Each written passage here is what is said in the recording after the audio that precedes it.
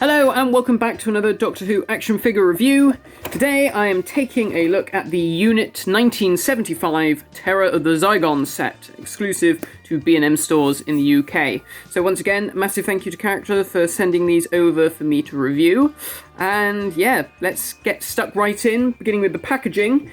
So as ever, it comes in the standard window box packaging with the TARDIS on the side. We've got the gold foil limited edition sticker on the front. And then on the back, we have a look at the three figures in the set, which is Sergeant Benton, the Fourth Doctor in his tam o' shanter hat and tartan scarf, and Captain Mike Yates with a moustache. Unit Soldier. So let's take a look at the figures themselves. Some of them are going to be familiar, such as Sergeant Benton and the Unit Soldier. And of course we have the brand new figure, which is the Fourth Doctor in his Scottish regalia. So he's the one we're going to start off with. He's an interesting one because this figure got leaked many years ago as part of an image with lots of different released and unreleased figures from Character Options, and this guy was on there. However, now it's finally been released. It is slightly different to that original prototype, because the head sculpt is completely new, and we'll talk about that now. But overall, I think this is a really great variant for the Fourth Doctor. Let's start by taking a look at the head. As I said, it's completely brand new, and personally, I think it's really good. You can really see there's a lot of Tom in there. I know that there's been a bit of criticism about it with regards to the paint apps. Personally, I don't think it's that bad. I've seen some people say, oh, it looks like the Queen, or it looks like Miriam Margolyes, and I can kind of see what they're saying. But for me, it is just very much Tom. I don't know if it's the brightness of the eyes or the pinkness of the lips, which gives it more of a feminine quality. I'm not sure. But personally, I think it looks very much like Tom, particularly when you get those side profiles or at certain angles. I can really see that sort of solemn Tom face. Otherwise, the paint apps are very well done, very neat and crisp, and as you can see along the hair, this is very well sculpted, all of the curls that have been flattened down by his tam o' shanter hat, and with the paint apps you've got the lighter washes to really make that hair stand out. The hat itself is also very well done. You've got some really nice details with the silver medal piece on the front, the red and white checkered effect around the side, and then of course you've got the red feathers on the top and the little bobble as well. So again, very well sculpted, and as you can see, there are these two little tassels running down the back. Now from what I can see, the head seems to be constructed in three parts. You've got the main head piece, you've got the hair piece, and then you've got the hat on top. So obviously there's a lot of new tooling in all these three different sections. It does make me wonder whether or not we'll see this new face sculpt again on future Fourth Doctor figures. Hopefully. I think it's really good. I actually do prefer it to the original one, I think. I think there's a lot more of Tom in there than that original sculpt. Not that the original sculpt was bad, but I just think this one really does have a lot more Tom in there. Moving down to the body, so this is all reused parts. We've seen this duffel coat Fourth Doctor released quite a few times in the Sontaran Experiment set, in the Genesis of the Daleks set, and in the Genesis of the Daleks Dalek Doctor 2 pack, but there have been some improvements here in terms of paint applications, and I'll go through that in a second. But first, there's another piece of new tooling, which is of course the new scarf, the tartan scarf. So this is just moulded in a red PVC piece of plastic that just sits like any of Tom's other scarves under the head. You can remove the head, but I have heard people say that when they remove the head, the peg has got stuck or it's come loose and you can't really click the head back on very well. So I would probably advise not doing that and just allowing the figure to be as it is. But you can, should you wish. And then the paint apps on the scarf are pretty strong as well, with that nice tartan effect. And you can even see they've painted the tassels at the bottom as well. Very well sculpted, all the folds and stuff, and the way it folds around the neck in particular. It's a very interesting one-off look for the Fourth Doctor, and it makes for a nice figure. The coat, the duffel coat, and the arms, these have all been cast in a brown plastic.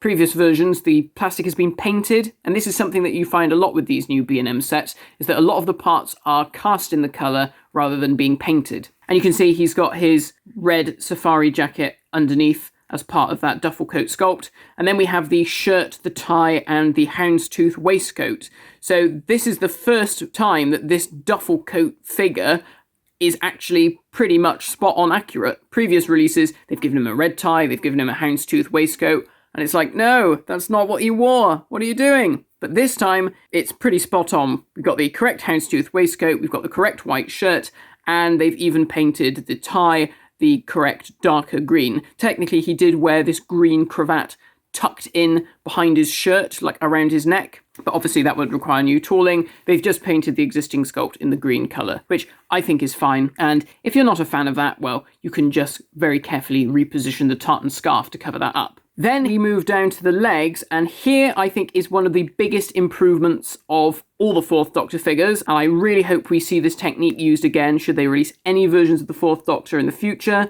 and it's the mottled effect on the trousers. This looks so much better than the flat grey of the original figures. It looks very accurate to what he wears in the programme, those heavy tweed trousers. I just really love this. I think it just does wonders for the figure, and I do really hope that we get to see more of that on future Fourth Doctors. I mean, he basically wore those trousers for most of his time as the Doctor. And then moving down to the shoes, these are in light brown with the dark soles and then a dark wash over the top, which just makes for a lovely weathered effect, which really just accentuates the sculpt and that leather effect. So overall, this was a figure that we had known about for some time, never thought we'd see, and here it is. So I'm really glad that we can finally add this one to the collection. It's an interesting one, not the most obvious Fourth Doctor variant to do, I have to say, but it's a great one nonetheless, and it will look fantastic alongside Harry, Sarah, and some Zygons. Now let's talk about the unit, lads. So let's start off with Sergeant Benton. And I need to address that straight away because Sergeant Benton was not a sergeant by this point. He was Warrant Officer Benton. So technically, the box should say Mr. Benton. And there's also something a little bit questionable about the paint decals as well, which I'll come to in a sec. So this is a straight repaint of the Sergeant Benton that came out in the earlier set this year. I love that figure.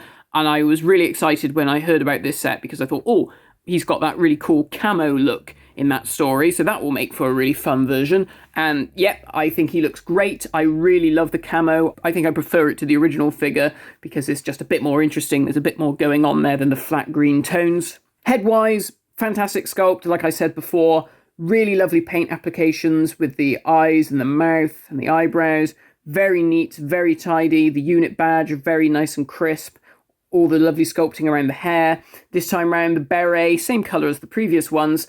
There's no bleeds or smudges or touched up parts. It's really well done, very neat and crisp. Moving down to the costume itself, well, like I said, the paint apps are really, really great. Those different shades of green really make for an interesting figure. The sculpt is, of course, very, very good with all the pouches and the straps and the buttons. You've got the mesh of the scarf as well. Really lovely details. I'm so glad that we've got unit figures in the line now because they're such a big part of classic Doctor Who. And you've got further paint details with the silver on the buckles and the pouches being a slightly different colour from the rest of the outfit. And then we come to the questionable bit. So he's got his unit badge on the side of his arm, which is fine, but he's got these sergeant badges on either arm, which fine for the original version, but not here because Sergeant Benton is not a sergeant in this story. If it's something that really bothers you, you can always pull the head off of this Benton figure and swap it round with the unit soldier if you want a perfect version. I'm guessing they did that just to help differentiate the two further. Either way, it still makes for a great figure. It's a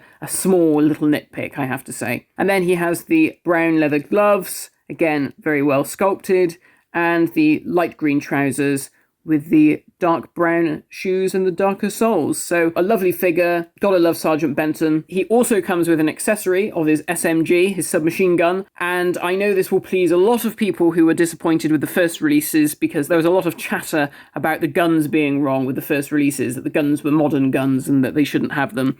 It didn't bother me at the time and it still doesn't, but if you were unhappy, here you have the actual machine guns and they're very well sculpted. You can see all the details in the barrel of the gun, the clip, and around the handle. These have just been cast in black and they work incredibly well and they just fit very nice and snug into his hand like that. So there you go. You can now complete the full Sergeant Benton look. So then we come to our final figure, which is the unit soldier. And this one caused a bit of a stir, I think, online. There's no beating about the bush. This is just a repaint of the Captain Yates figure that came in the previous unit set. Obviously in the same camo style gear as the Sergeant Benton, but of course Captain Yates wasn't in that story. So instead, to try and disguise him, they've given him slightly darker hair and given him a lovely 1970s moustache. So there was a kind of an outcry, I think, when this got revealed. Some people laughed, a lot of people laughed, and some people were quite angry, like, why have they done this? You know, what the hell? This is a ridiculous figure. And yeah, I can see what people are saying. You know, it is kind of funny to see that we've got Captain Yates with a moustache. I can only assume that because of all the new tooling with the Fourth Doctor, it was a bit of a toss-up. You know, what do? Do you have a set where you have Sergeant Benton re-release one of the Brigadiers and then tool a brand new head for a unit soldier, which probably will never get used again? Or does it make more sense to have that money go into a new Fourth Doctor head, which technically the main face part could be reused again, and then try and save the budget with the unit soldier figure and just repaint Mike Yates? Yeah, I think they probably did do the right thing. I know some people have said, well, why didn't they put another Brigadier in there? I mean, I guess they could have done, but I assume that because of the budget, you know, they had to try and reuse this Mike Yates sculpt and the new PVC torso piece. I don't know. I'm just surmising here. I have absolutely no idea. Personally, I am not that offended by this figure. I know some people really were very cross.